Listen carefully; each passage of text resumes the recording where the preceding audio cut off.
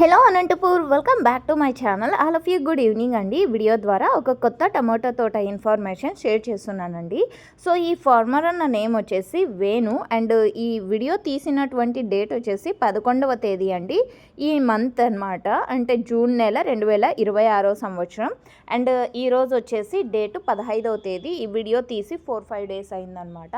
So okay friends, ఇక ఈ తోట ఇన్ఫర్మేషన్కి వస్తే కనుక ఈ వెరైటీ నేమ్ వచ్చేసి EZ9120 అండి, 9120.